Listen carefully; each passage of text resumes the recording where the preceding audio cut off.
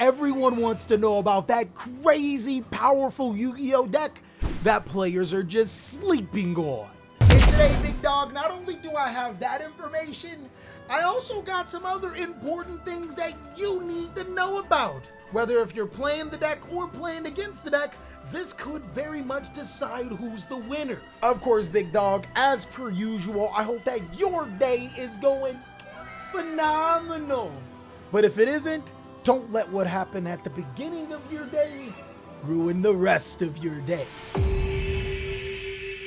So I think one of the most important things about these particular decks is recognizing how they function within this particular Yu-Gi-Oh meta. Of course, as we already know, unless something groundbreaking happens, the top decks at the food chain don't necessarily change, but the bottom decks are forever changing depending on what players are figuring out. I'll also be sure to put some personal deck lists of these particular strategies on my Patreon as a special thank you for helping me with my editors. But one of the decks that I think is incredibly good is Dragons right now.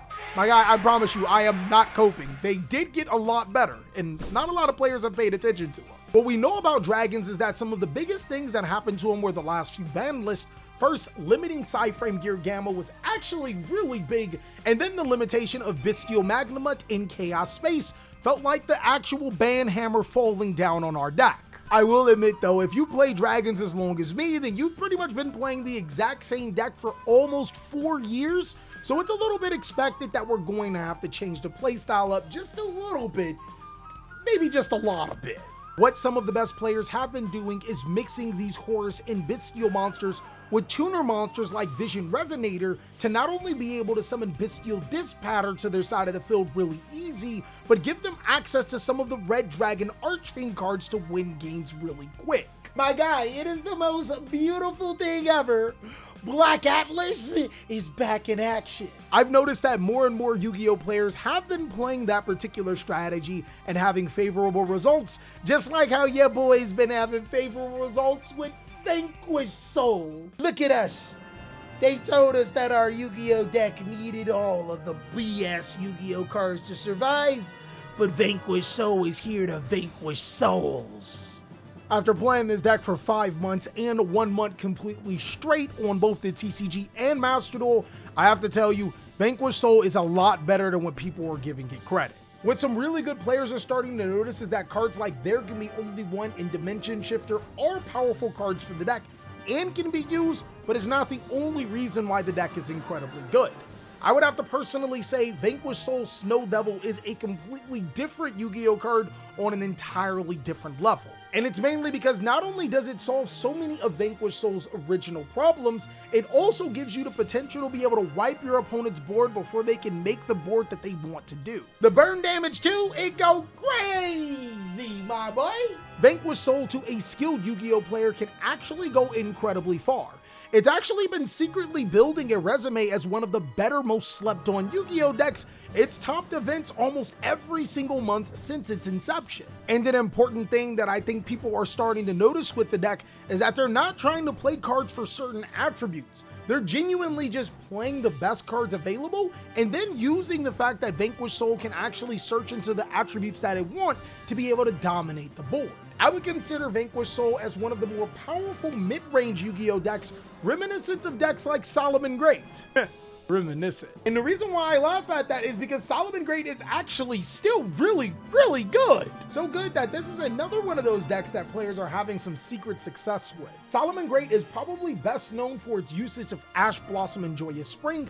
I would say that any time that card is really good in Yu-Gi-Oh, it is an amazing deck to play, especially now that the new support for Salamangreat makes it a lot more consistent and easier to be able to recur Ash Blossom. There's also other powerful monsters that are really good in Yu-Gi-Oh, like Fantastical Dragon Phantasme, which can summon itself under the Sunlight Wolf to continuously recur you Fire Advantage.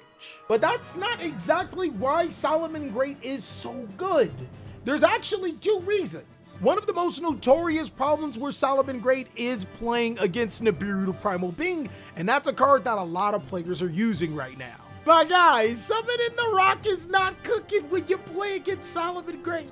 What's the best Salamangreat inboard? A Nibiru token. Not a joke, it's actually a travesty. But what's crazy about this is that a player has actually figured out the problem and used that success to top a major event this format. Fire Recovery allows you to be able to special summon one fire monster from your graveyard to your side of the field, but also allows you to be able to shuffle in fire monsters back into your deck to draw a card.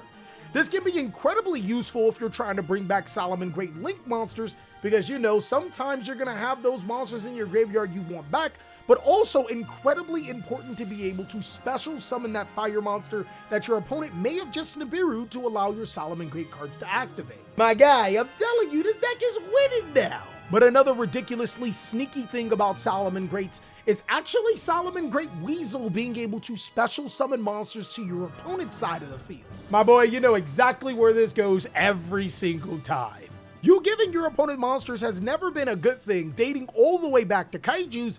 This time around, by giving your opponent a Salamangreat monster under where your Sunlight Wolf points to, which gets you an additional fire monster, you can then follow up by using cards like Rival of the Warlords and Gozen Match, preventing them from playing the game. Look, my man, I didn't come up with the tomfoolery. I'm just letting you know some important things you gotta know about. It's not the only fire strategy that you guys should be watching out for. Even without the new support that's coming out in Phantom Nightmare and other sets, I still think that Fire King is an incredibly powerful Yu-Gi-Oh deck. Now, you guys may know Fire King if you played back in the Boomer days as just summon Garunix and destroy cards on your field. But the new Fire King structure deck actually does give a lot more surprises that a lot of players may not be privy to. The deck still has its uses for Fire King High Avatar Garunix, but Sacred Fire King Garunix is actually crazy. It can summon itself anytime one of your monsters are destroyed, and then allows you to be able to destroy Fire Kings from your hand, field, or even deck. Bro, this card single-handedly changes the entire trajectory of this deck. It went from a deck that was not necessarily looked at to a genuine contender with just that one card, but there's actually so much more. The new Fire King High Avatar Kirin allows you to be able to destroy fire monsters during either player's turn, and then when it's destroyed, it can special summon a fire monster, then destroy another card on the field.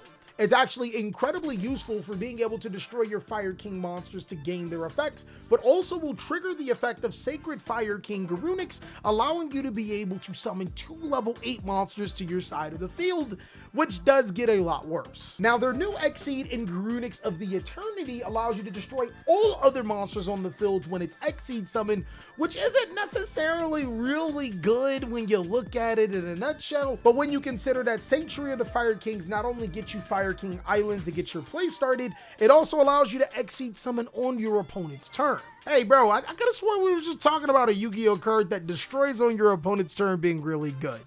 This one lets you Exceed summon and destroy cards on your opponent's turn. It seemed pretty good. I'm not gonna lie, at face recognition, the Fire King cards do seem a little bit underwhelming. But if you start to dig deeper into their effects, the longer that this deck survives, the crazier it becomes. It has that overwhelming presence of being able to continuously destroy cards and interrupt your opponent. As the flame gets bigger, you get engulfed into it. See what you did there, Konami? And we haven't even gotten to the card that makes it really consistent.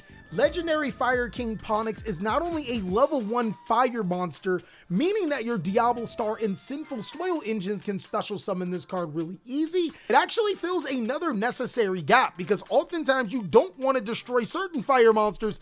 This card actually gives you benefits from being destroyed. Now, of course, this deck actually has so many more combos and ways that make it incredibly potent.